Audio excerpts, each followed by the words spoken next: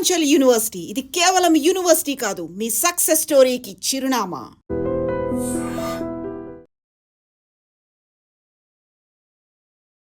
This is Pawan.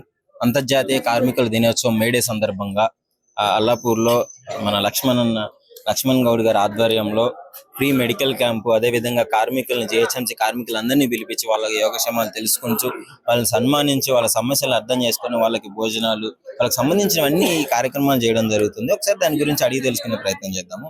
అన్నా నమస్కారం. నమస్కారం అన్నా, ఏంటన్నా మేడే సందర్భంగా అందరినీ పిలిపించారు, గుర్తించుకోవడం జరుగుతుంది, ఏం చెప్పదలుచుకున్నారు? ఈరోజు మేడే శుభాకాంక్షలు కార్మికులందరికీ. హైదరాబాద్ లో ఉన్న జిహెచ్ఎంసీ కార్మికులకి చాలా మంది కూడా వాళ్ళకి శ్రామిక్ కార్డు లేదు. వాళ్ళకి కార్డు ఇప్పించడానికి కార్డు గురించి కానీ వాళ్ళ సమస్యలు, వాళ్ళ హెల్త్ సమస్యలు కానీ, వాళ్ళ కార్మికులు వాళ్ళకి హెల్త్ ఇన్సూరెన్స్ కానీ, వాళ్ళకి చాలా రకాల సమస్యలతో వాళ్ళు పోరాడుతున్నారు.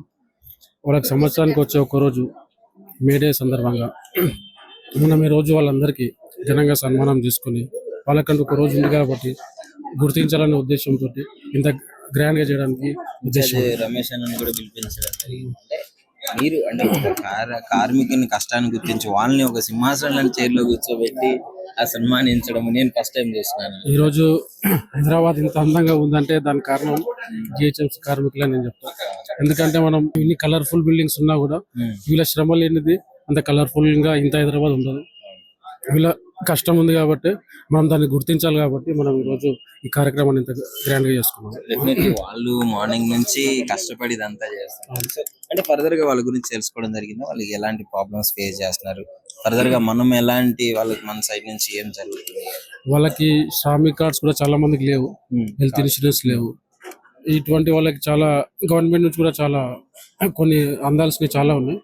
దాని గురించి కూడా పోరాడడానికి ముందుకు వచ్చి మా కాంగ్రెస్ పార్టీ తరఫున బండి రమేష్ అన్న గారి ఆధ్వర్యంలో ఈ రోజు వారికి చాలా సమస్యలు కూడా చెప్పడం జరిగింది. ఆయన కూడా సానుకూలంగా స్పందించి ముందుకు వచ్చి ఈ సమస్యను తొందరగా పరిష్కరిస్తానని ఈ రోజు మాట్లాడడం కూడా జరిగింది. సో ఫైనల్ గా కాంగ్రెస్ పార్టీ ఎలా పరిపాలిస్తుంది ప్రజల్లో? కాంగ్రెస్ పార్టీ అనేది చాలా పెద్ద పార్టీ, చాలా చరిత్ర ఉన్న పార్టీ. రాహుల్ గాంధీ గారు ఒకటే చెప్పారు, యువతని ముందుకు తీసుకెళ్ళాలి, యువతకి మనం అవకాశాలు ఇవ్వాలని, యువత యాక్టివ్గా ఉండాలని చెప్పడంతో మేము ఆయన మాటని మనం ముందుకు తీసుకొని ఇటువంటి సేవా కార్యక్రమాలు ఇప్పుడు ఈ మేడే కానీ మన అంబేద్కర్ స్టాచ్యూ విషయంలో కానీ అల్లాపూర్కి సంబంధించిన కొన్ని సంవత్సరాలుగా ఉన్న సమస్యలు